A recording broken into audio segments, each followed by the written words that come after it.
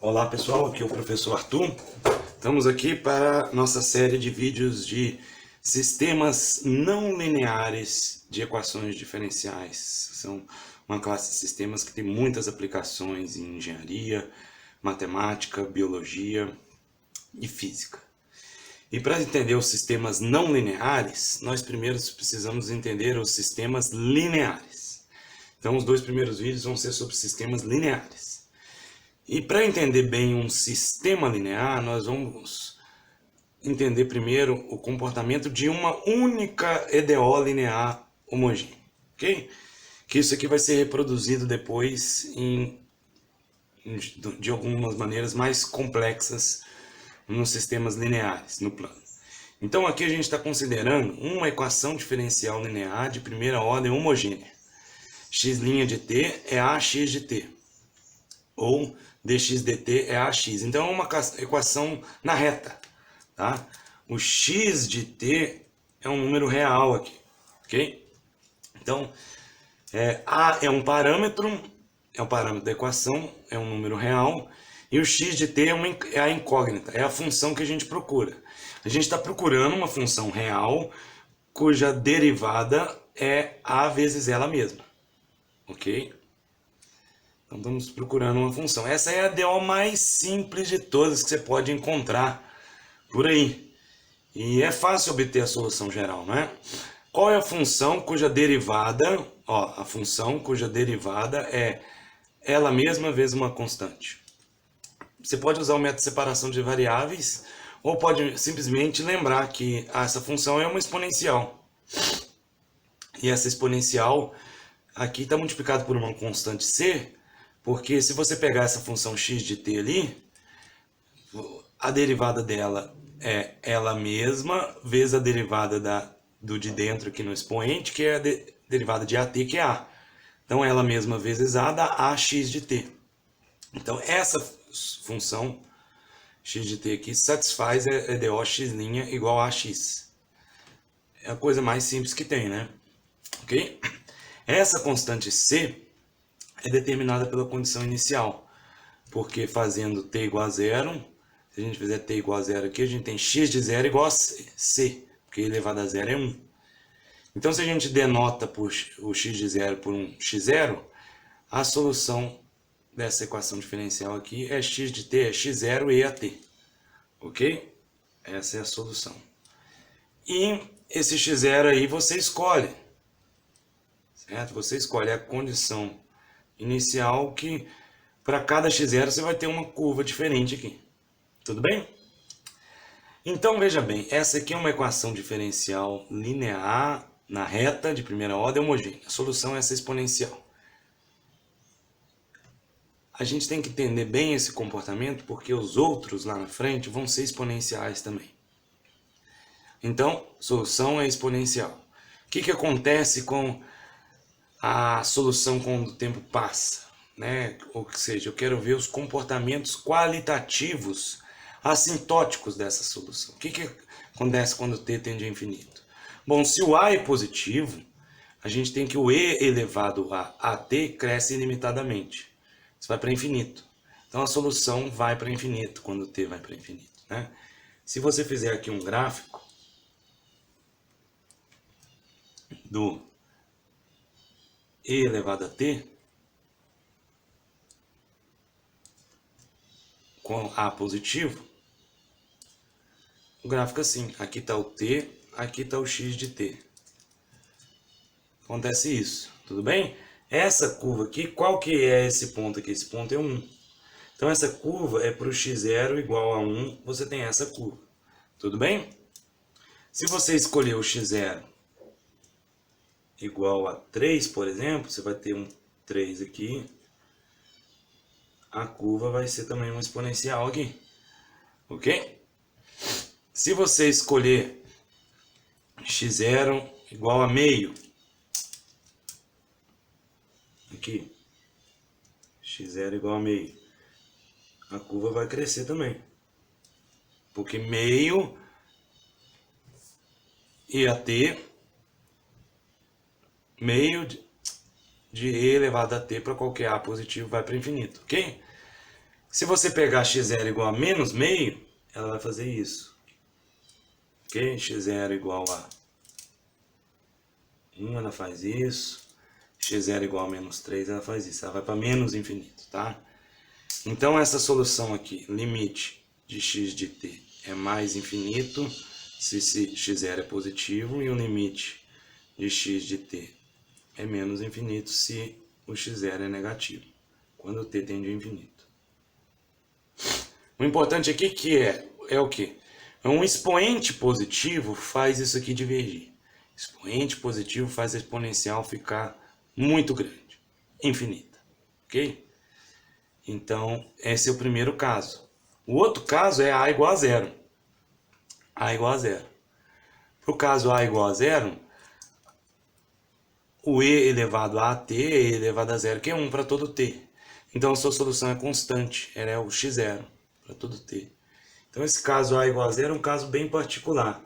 Aqui está o t, aqui está o x de t. Se você fizer várias, né? Aqui você tem o x0 igual a 3. Você pode fazer o x0 igual a menos 3 aqui. Vai ser uma reta constante. A solução não vai mudar, né? Aqui o meio, aqui o menos meio. E aqui, né? x0 igual a 1, x0 igual a menos 1 aqui. Ok? Essa aqui a solução não muda, ela é constante porque o expoente a aqui é zero. Tá? x0 igual a mais ou menos meio. Então essas curvas fazem isso.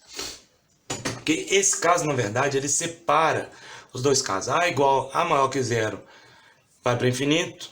A menor do que zero vai tender a zero, porque essa exponencial aqui, a e elevado a t, vai para zero, né? Vamos ver aqui. Você pega o 1 aqui, a exponencial, esse aqui é e elevado a t. Ela vai para zero quando t vai para infinito, porque o a é negativo. Ok? Aqui é menos 1. Aqui é mais 1, aqui é menos 1. Essa aqui é a mesma, é simétrica. Ok? A do 3, ela também passa aqui e vai para zero. A do menos 3 também. A do menos meio também. Deu para entender já, né? Então, veja bem, para todo A negativo, a solução converge para zero. Para todo A positivo, a solução vai para mais ou menos infinito, dependendo da condição inicial. Ok? Então, são só 3 comportamentos. Esse aqui é só um caso que separa. Esse caso aqui a gente não vai estar muito interessado. Isso aqui é muito simples, mas vai ajudar a gente a entender o que vem na frente. Tá? O que vocês têm que lembrar aqui? Uma EDO linear dessa forma, x' a x. Guarda isso. X' a x. Solução exponencial. O comportamento da solução depende do A, desse A, e depende do que é o expoente aqui no EAT, tá? Na solução. Guarda isso porque agora nós vamos ver um caso um pouco mais complexo, tá bom? Agora nós vamos falar de soluções de EDOs, de sistemas de EDOs lineares homogêneos, ok? Agora vão ser sistemas aqui de EDOs. Então você vai ter, por exemplo, duas EDOs. Uma para o x e uma para o y. Né? Antes, você estava procurando o x. Aqui você está procurando o x de t. E aqui você está procurando também o y de t. Duas funções. E a EDO do x é ax mais by. Y' cx mais dy. Ok? Então elas estão acopladas. Você não pode resolver só do x aqui porque ela depende do y. E você não consegue resolver só do y porque ela depende do x. Tá? A, B, C e D são números reais e x e y são as funções procuradas. Você pode escrever esse sistema da forma matricial assim. Ó. Você pega x de t e y de t e faz um vetor coluna. Certo? Faz esse vetor coluna x grande, x de t e y de t. Quando você deriva ele, isso aqui dá x' e y'. Dá esse lado esquerdo daqui, ó, x' e y'. Agora essa matriz aqui vezes x, y, olhe bem. O que é isso aqui? AX mais BY. É isso aqui, ó. Ok? AX mais BY. E aqui, CX mais DY é o que está aqui embaixo. Então, o que você está falando aqui é x' y' igual a ax mais by, cx mais dy. Tudo bem? Isso que está escrito aqui como vetores colunas, que está escrito aqui. Agora, esse aqui na forma vetorial, esse aqui é o vetor coluna x derivado. Então, x', x grande, linha, derivado dele em relação ao tempo. A é a matriz ABCD e XY é o vetor coluna de novo, que é o x aqui. Tudo bem? Veja bem como é similar a isso aqui, ó. X' a x. Aqui é x número, a número, x número. Aqui é x' a x, é x agora é um vetor coluna com incógnitas, a é uma matriz agora, mas de números constantes, em x aqui, ok? A gente quer resolver esse sistema e entender como é que ele se comporta, porque para entender sistemas não lineares, a gente precisa primeiro entender os sistemas de EDOs lineares. Isso aqui é linear porque essa função aqui é linear em x e y, né? Ela não tem produtos de x com y, de x com x, não tem seno, cosseno, funções não lineares. O mais simples que você tem aqui é essas EDOs lineares, ok? É possível mostrar, né? A gente quer encontrar, primeiro, x e y satisfazendo isso aqui, em soluções dessa EDO, encontrar x e y aqui, soluções dessa EDO, é encontrar o x grande, solução disso aqui, ok? É idêntico. Isso aqui é a formulação vetorial de 2.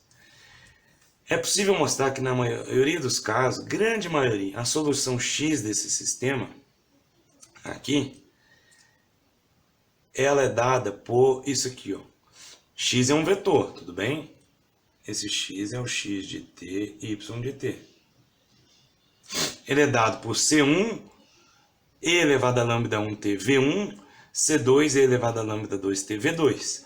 Observe que C1, C2, e elevado a lambda 1t, e elevado a lambda 2t são números reais. O V1 e o V2 ali vão ser vetores, tá? Colunas, porque do lado esquerdo aqui, x grande de t é um vetor coluna, do lado direito tem que ser um vetor coluna também. Quem são esses caras aí? Primeiro, C1 e C2 são constantes arbitrárias determinadas pelas condições iniciais x de 0, y de 0, pelo vetor aqui de condições iniciais. Do mesmo jeito que no caso anterior, esse C era determinado pela condição inicial x0, tá? Aqui não tem problema, a gente não vai estar muito interessado em achar C1 e C2, tá? A gente vai estar interessado na fórmula dessa solução mais. Quem são lambda 1 e lambda 2? São autovalores da matriz A. Você precisa encontrar os autovalores da matriz A. Em geral, ela vai ter um número de autovalores dela. Uma matriz 2 por 2 vai ser 2 autovalores. Vai ser sempre assim, tá? Vou explicar como acho os autovalores. E depois você tem que encontrar V1 e V2, que são autovetores da matriz A. O V1 é o autovetor associado ao lambda 1. E o V2 é o autovetor associado ao autovalor lambda 2. Então, o que você tem que fazer para encontrar a solução geral desse sistema ou desse? Você tem que encontrar autovalor, encontrar autovetor e montar essa expressão aqui, ok? Essa expressão aqui que você tem que montar. Vou explicar para vocês como encontra autovalores e autovetores. Agora, antes, observa só a semelhança disso aqui com o caso unidimensional. Né? Aqui tinha um C aqui. O caso unidimensional é C e a T é a solução. Aqui o caso bidimensional tem isso aqui, ó. Você tem duas exponenciais, porque você tem duas dimensões. Cada dimensão que você adicionar, você vai adicionar uma parcela aqui com uma exponencial, tudo bem? Mas é muito análogo ao caso aqui. Antes, Azinho era o número que aparece aqui. Esse número. Agora esse número aqui virou uma matriz. E daí eu tenho 4 números. Então, esses 4 números aqui, eles vão gerar essa matriz. E eu vou estar interessado em 2 números dessa matriz, que são os seus autovalores, o lambda 1 e o lambda 2. Como se eu jogasse esses 4 números no liquidificador e obtivesse uma mistura deles que dá 2 números, o lambda 1 e o lambda 2. Eles que vão ser importantes para mim, do mesmo jeito que o Azinho era importante no caso anterior, ok? Então, quem são os autovalores e os autovetores? Os autovalores, lambda 1 e lambda 2, são as raízes do polinômio característico da matriz A, que é definido por isso aqui, PA de lambda. É o determinante de lambda vezes matriz identidade menos A. Ok? Alguns livros, vocês vão ver definindo assim, contrário, A menos lambda identidade. Tanto faz, é igual. Esses dois polinômios aqui, esse aqui é menos esse. Então, não tem muita diferença, ok? Na verdade, para uma matriz 2 por 2, eles são iguais, tudo bem? Então, não tem diferença se é lambda i menos A ou A menos lambda i. O que você tem que fazer para achar esse polinômio característico? Você tem que montar isso aqui. O que é isso? Isso aqui é a matriz, ó. É a matriz lambda i menos A, é a matriz lambda identidade, lambda é um escalar, menos a matriz A, B, C, D. Tudo bem?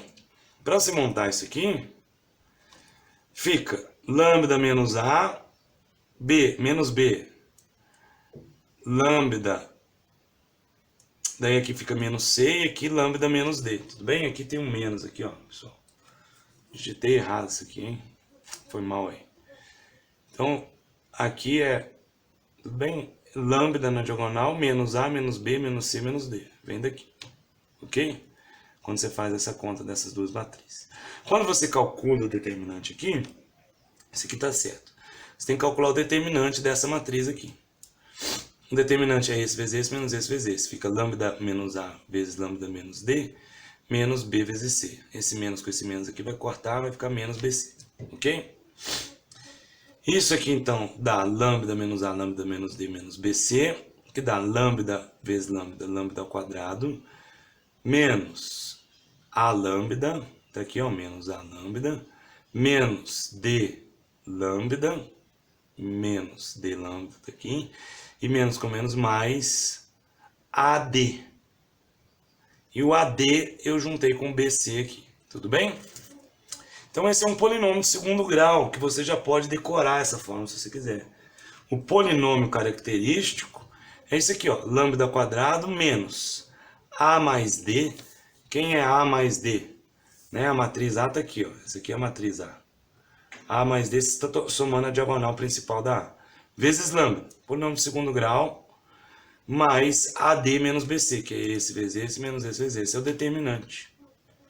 Tudo bem? Você precisa calcular esse polinômio. Depois, calculado o polinômio característico, usando essa fórmula aqui, você tem que encontrar as raízes, usando a fórmula das raízes de uma equação de segundo grau.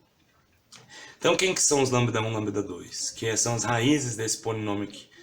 Usa a fórmula lá, das raízes. Menos B, tudo bem?